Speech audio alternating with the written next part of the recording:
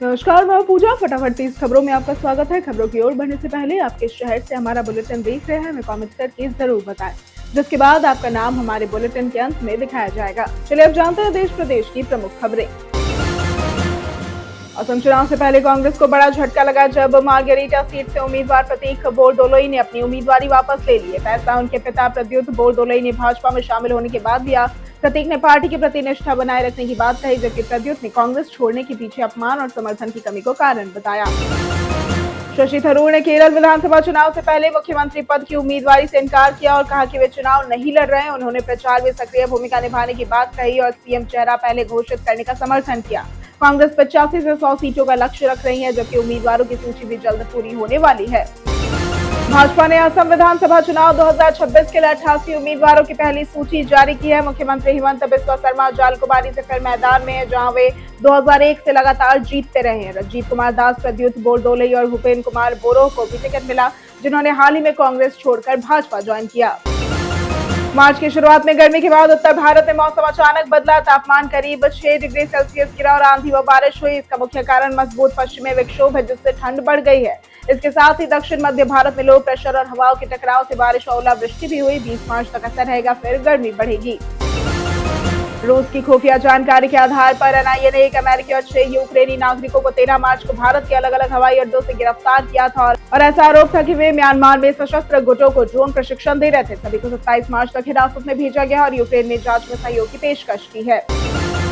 भाजपा ने गोवा, कर्नाटक, नागालैंड और त्रिपुरा की 5 विधानसभा सीटों के उपचुनाव के लिए उम्मीदवार घोषित किए हैं। पोंडा से रितेश नायक, कोरिडांग से इमचेन और धर्मनगर से चक्रवर्ती को टिकट मिला है। कर्नाटक में चरित मठ और दास करियप्पा मैदान में है। उपचुनाव 9 अप्रैल को होंगे, जबकि अन्य राज्यों में 23 अप्रैल को मतदान और 4 मई को मतगणना होगी। भारत ने हॉर्मुज़ जल डमरू मध्य और अरब सागर क्षेत्र में अपने जहाजों की सुरक्षा के लिए युद्धपोत तैनात किए हैं। ईरान से बातचीत जारी है ताकि फंसे ईंधन टैंकर निकल सके। गैस आपूर्ति बाधित है और यह तैनाती ऑपरेशन संकल्प के तहत है, जबकि भारत ने अमेरिकी मांग पर स्पष्ट रुख नहीं लिया। सरकार ने लोगों को एलपीजी की दिक्कत से राहत देने के लिए पीएनजी कनेक्शन को बढ़ावा दिया है और 24 घंटे में मंजूरी देने का निर्देश दिया है। 31 मार्च तक कंपनियां ऑफर्स दे रही हैं। घर बैठे ऑनलाइन आवेदन किया जा सकता है। पिन कोड चेक करें, फॉर्म भरे, डॉक्यूमेंट्स अपलोड करें और पेमेंट करें। पीएनजी सुरक्षित, सस्ता और सुविधाजनक विकल्प है। ईरान द्वारा रास लफान इंडस्ट्रियल सिटी पर मिसाइल हमला वैश्विक ऊर्जा संकट को गहरा कर गया है। कतर ने एलएनजी उत्पादन रोका, जिससे भारत सहित कई देशों में गैस आपूर्ति प्रभावित हो सकती है। स्ट्रेट ऑफ हॉर्मुज़ असुरक्षित होने से कीमतें बढ़ रही हैं और संघर्ष अब सैन्य से आर्थिक युद्ध में बदल गया है। पश्चिम एशिया में ईरान, अमेरिका, इजरायल संघर्ष के कारण हॉर्मुज़ जल डमरू मध्य में 22 भारतीय जहाज फंसे हैं, जिनमें तेल, एलपीजी और एलएनजी भरा है। सभी 6 से 11 नाविक सुरक्षित हैं। सरकार जहाजों को निकालने में जुटी है और इस संकट से भारत में ईंधन आपूर्ति प्रभावित हो सकती है, क्योंकि देश आयात पर काफी निर्भर है। अमेरिका और इजरायल द्वारा ईरान पर हमलों के बाद 3 सप्ताह से युद्ध जारी है, जिससे वैश्विक ईंधन संकट बढ़ गया है। रूस ने भारत से मध्यस्थता की अपील की है और कहा है कि भारत इसका समाधान कर सकता है। रूस ईरान को सैटेलाइट और ड्रोन तकनीक दे रहा है। भारत ने रूस से तेल मांगकर आपूर्ति की कमी कम की है। सुप्रीम कोर्ट में गुरुवार को यूजीसी के नए नियम इक्विटी रेगुलेशंस 2026 पर सुनवाई होगी और याचिकाकर्ताओं ने नियमों में जाति आधारित भेदभाव की सीमित परिभाषा पर आपत्ति जताई। जनवरी में कोर्ट ने रोक लगाई थी और 2012 के नियम बहाल किए थे। सीजीआई ने एक्सपर्ट पैनल की सलाह लेने और नियमों की भाषा सुधारने का निर्देश दिया। प्रदर्शन जारी है। केंद्रीय कृषि मंत्री शिवराज सिंह चौहान ने लोकसभा में कांग्रेस पर पलटवार करते हुए कहा कि पूर्व सरकार ने एमएसपी पर स्वामीनाथन आयोग की सिफारिश नहीं मानी, जबकि मोदी सरकार ने किसानों को लागू किया। उन्होंने नेहरू की तुलना करते हुए कहा कि उन्होंने 1947 से 1963 में सिर्फ 6 बार किसान का जिक्र किया, जबकि मोदी ने अब तक 207 बार उल्लेख किया है।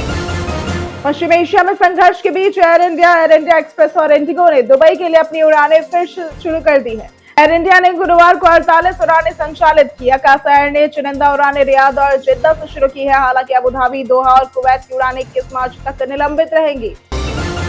भारत के पूर्वोत्तर में एनआईए ने 13 मार्च को अमेरिकी भाड़ी के सैनिक मैथ्यू वैन डाइक और 6 यूक्रेनी नागरिकों को मिजोरम में अवैध गतिविधियों के आरोप में गिरफ्तार किया और इन पर म्यांमार में उग्रवादी समूहों को हथियार और ड्रोन प्रशिक्षण देने का आरोप है।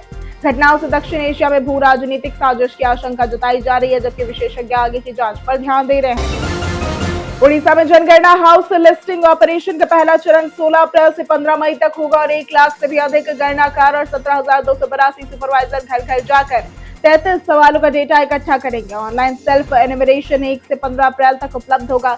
ये भारत की पहली डिजिटल जनगणना है। सुदर्शन पटनायक ब्रांड एम्बेसडर होंगे। जिलाधिकारी और शिक्षक गणना एवं पर्यवेक्षक होंगे। ईरान पर अमेरिकी और इजरायली हमले जारी और ईरान भी जवाबी हमले कर रहा है। इजरायल ने दावा किया कि इंटेलिजेंस मंत्री इस्माइल खतीब को मार दिया गया है। हालांकि ईरान ने इसकी पुष्टि नहीं की है। 2 दिन में ये तीसरी बड़ी हत्या होगी और तुर्की ने इसे अवैध हत्याएं करार दिया है। खतीब ईरान के वरिष्ठ शिया नेता और साइबर गतिविधियों में शामिल थे।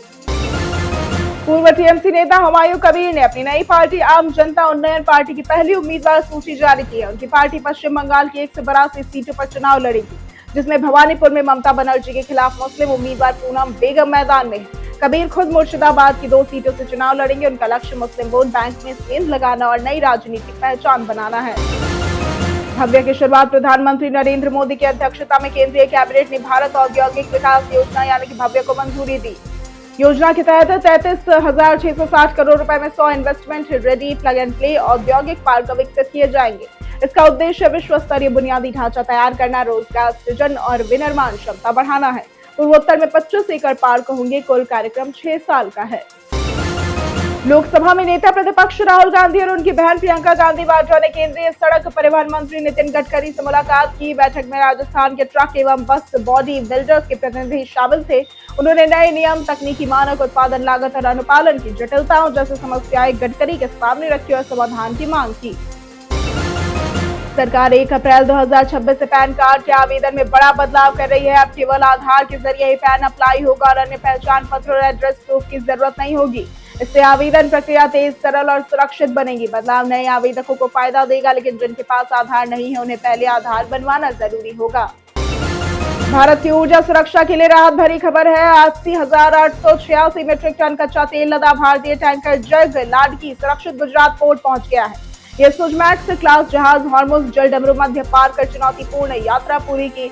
भारतीय नौसेना ने एस्कॉर्ट किया। इससे घरेलू तेल, एलपीजी सप्लाई सुरक्षित रही, कीमतें स्थिर रहेंगी और भारत की रणनीतिक ऊर्जा योजना सुदृढ़ साबित हुई। मध्य पूर्व में जारी युद्ध के बीच भारत ने ईरान को पहली बार चिकित्सा सहायता भेजी, जिसमें दवाइयां और उपकरण शामिल है। ये मदद राजधानी तेहरान में ईरानी रेड क्रिसेंट को सौंप दी गई। ईरान ने भारत और उसके नागरिकों का आभार व्यक्त किया। युद्ध से घायल बढ़ते मरीजों के लिए सहायता अस्पताल और आपातकालीन टीमों को राहत देगी। सऊदी अरब के यानबू बंदरगाह स्थित सेम रेफ रिफाइनरी पर गुरुवार को हवाई हमला हुआ, जिसमें कोई बड़ा नुकसान नहीं हुआ। यह हमला ईरान की IRGC की चेतावनी और अमेरिका, इजरायल के ईरानी ऊर्जा ठिकानों पर हमलों के जवाब में किया गया माना जा रहा है। हमला खाड़ी देशों के तेल निर्यात और वैश्विक ऊर्जा सुरक्षा को प्रभावित कर सकता है, जिससे तेल कीमतों में उछाल की संभावना है। गुरुवार को भारतीय बाजार में वैश्विक जोखिम और कच्चे तेल की बढ़ती कीमतों के दबाव में भारी गिरावट आई। सेंसेक्स 2,497 अंक गिरकर 74,207 और निफ्टी 776 अंक गिरकर 23,002 पर बंद हुआ। 3,072 शेयरों में गिरावट दर्ज हुई। ऑटो 4% तक टूटा। बैंकिंग, IT, मेटल और कंज्यूमर ड्यूरेबल्स में 3 से 4% की गिरावट रही। इंडिया VIX 21% तक उछला। कोल्ड स्टोरेज में इस्तेमाल होने वाली अमोनिया गैस की कीमत ईरान इजरायल युद्ध के कारण बढ़कर 126 रुपए प्रति किलो हो गई है, जो पहले 84 रुपए थी। इससे संचालकों की लागत बढ़ी है। फिलहाल पलामू कोल्ड स्टोरेज किसानों पर किराया बढ़ा नहीं रहा है, लेकिन लगातार बढ़ती लागत से निकासी के समय भंडारण शुल्क में संशोधन संभव है। राष्ट्रीय महिला आयोग ने सर के चुनर तेरी सर के गाने में अश्लीलता के आरोपों पर स्वतः संज्ञान लिया। आयोग ने नोरा फतेही, संजय दत्त, रकीब आलम, वेंकट के नारायण और किरण कुमार को 24 मार्च को दस्तावेजों के साथ उपस्थित होने का समन भेजा। विवाद बढ़ने पर गाना YouTube से हटा दिया गया। NHRC ने भी संबंधित मंत्रालयों और गूगल इंडिया को नोटिस जारी किया। आधार अब दुनिया की सबसे बड़ी बायोमेट्रिक पहचान प्रणाली बन चुका है, जिसमें करीब 134 करोड़ सक्रिय उपयोगकर्ता है और 17,000 करोड़ से अधिक ऑथेंटिकेशन ट्रांजैक्शन हुए हैं। UIDAI द्वारा संचालित ये प्रणाली सरकारी और निजी सेवाओं में पहचान सत्यापन का प्रमुख माध्यम है। इसमें OTP, फिंगरप्रिंट, आइरिस, फेस और जनसांख्यिकी विवरण शामिल है। फेस ऑथेंटिकेशन में AI और मशीन लर्निंग का उपयोग होता है। भारतीय नौसेना ने हॉर्मुज जल डमरू मध्य और अरब सागर में भारतीय ईंधन व LPG टैंकरों की सुरक्षा के लिए आधे दर्जन से अधिक युद्धपोत तैनात किए हैं। ये जहाज पूर्व में ही रहकर टैंकरों की निगरानी और सुरक्षित मार्ग सुनिश्चित करेंगे। यह ऑपरेशन संकल्प के तहत किया गया है, जबकि भारत अमेरिका के साथ सीधे सुरक्षा सहयोग से इनकार कर रहा है। भारतीय क्रिकेट टीम के चीफ सिलेक्टर अजीत अगरकर ने अपना कार्यकाल 2027 के वनडे वर्ल्ड कप तक बढ़ाने की बीसीसीआई से गुजारिश की। अगरकर का चयन काल टी20 और वनडे में शानदार रहा है, जिसमें टीम ने 2023, 2024, 2025 और 2026 में 3 बड़े खिताब जीते। हालांकि टेस्ट में परिणाम निराशाजनक रहे, उन्होंने कई साहसी चयन निर्णय भी लिए हैं। बीते दिन जिन लोगों ने हमारे वीडियो पर कमेंट किया था उनके नाम है नौशाद रजा, राहुल राज, ओम प्रकाश सिंह, निरंजन कुमार, संजीव कुमार, दिलीप कुमार, राम बाबू दास, मनोज दास, दीपक कुमार, अमरजीत यादव, देवेंद्र साहू और अमित कुमार। इसी के साथ बढ़ते हैं आज के सवाल की ओर। आज का सवाल है, आपके क्षेत्र में ट्रैफिक व्यवस्था कैसी है?